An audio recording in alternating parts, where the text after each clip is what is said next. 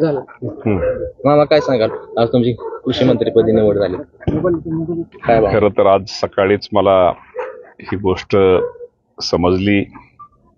या राज्याचे मुख्यमंत्री देवेंद्रजी फडणवीस साहेब असतील, एकनाथ शिंदे साहेब असतील, दुसरे आमचे उपमुख्यमंत्री अजितदादा पवार साहेब असतील, पक्षाचे अध्यक्ष सुनीलजी तटकरे साहेब, प्रफुल्ल पटेल साहेब, या सर्वांनी माझ्यावरती ही खूप मोठी जबाबदारी ही दिलेली.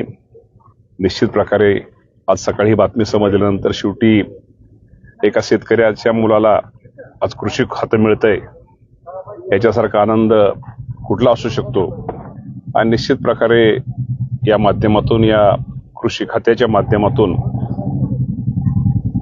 या राज्यातील शेतकऱ्यांना न्याय कसा मिळेल, या शेतकऱ्यांच्या शेतामध्ये नाविन्यपूर्ण शेतीचे उपक्रम कसे राबवता येईल, यावर माझा भविष्यामध्ये भर राहणार आहे.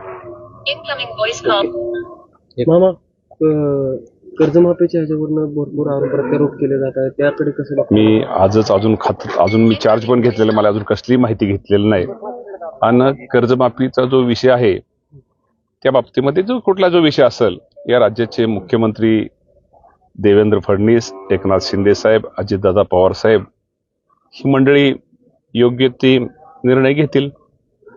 आणि अजून मी चार्ज घेतलेला नाही, त्यात मला अजून कुठल्याही प्रकारची मी माहिती घेतलेली नाही. आणि माहिती घेतल्यानंतर निश्चित प्रकारे मी आपणाशी बोलले. आता 1-2 सगळ्यांना